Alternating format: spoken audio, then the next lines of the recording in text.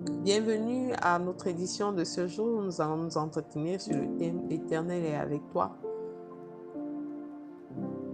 Et le passage que nous allons examiner est tiré du livre des Juges au chapitre 6, verset 12. Il est écrit: L'ange de l'Éternel lui apparut et lui dit: L'Éternel est avec toi, vaillant héros. L'ange de l'Éternel s'adresse ici à Gédéon,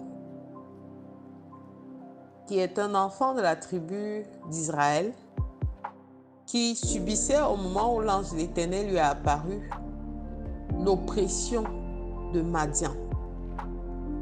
Quand vous lirez au chapitre, les versets précédents, vous verrez qu'à cause de la désobéissance des enfants d'Israël, le Seigneur les a livrés entre les mains des Madianites.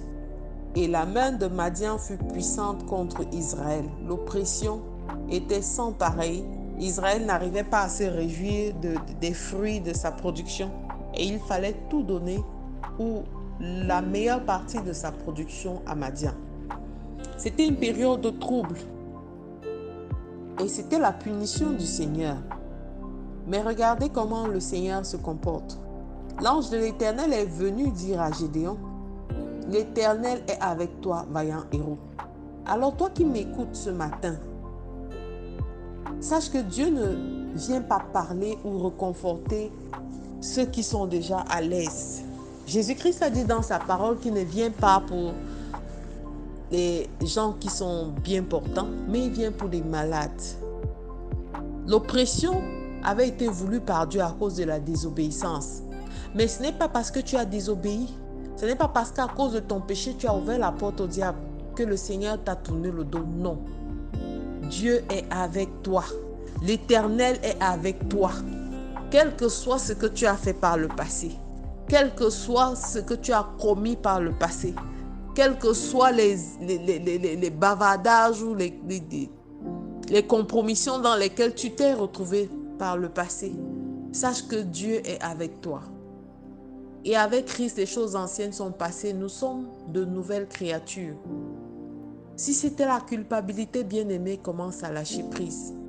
Arrête de te poser des questions de comment est-ce que tu aurais pu faire différemment.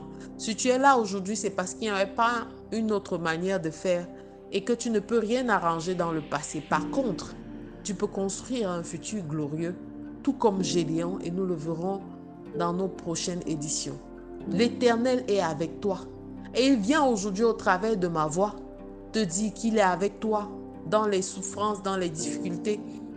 Il a vu l'oppression que tu subis. Il a vu la maltraitance dont tu fais l'objet. Il a vu la faim que tu subis. Il a vu le manquement dans lequel tu vis. Et il ne t'a jamais tourné le dos.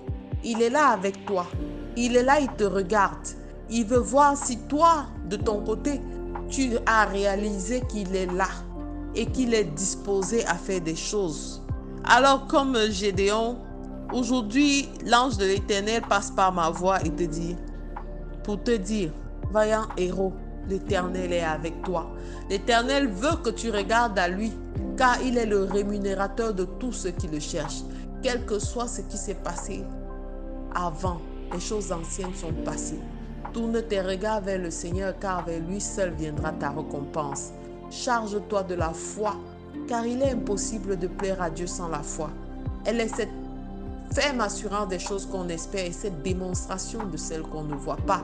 C'est pas parce que tu souffres depuis tellement d'années que tu vas renoncer à marcher dans les voies du Seigneur. Ce n'est pas parce que les gens ont amené des paroles de condamnation dans ta vie que tu vas croire qu'ils ont autorité dans ta vie plus que le Seigneur. Aucun homme n'a autorité sur ta vie. C'est Dieu qui a l'autorité finale dans ta vie. Alors, bien-aimé, commence à déclarer: après moi, parce que c'est l'ange de l'Éternel qui est en train de te parler.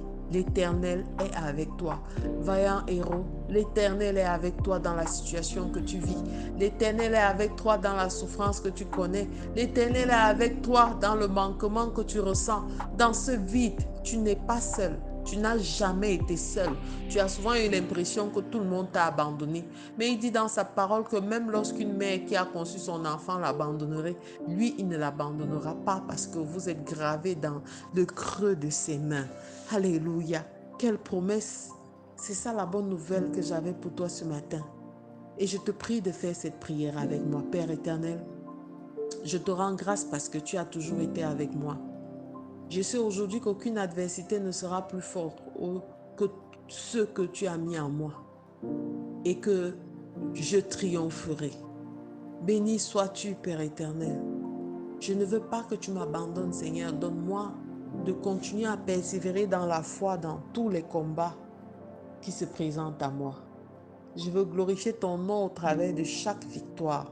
C'est au nom de Jésus-Christ que nous avons prié. Amen, amen, amen.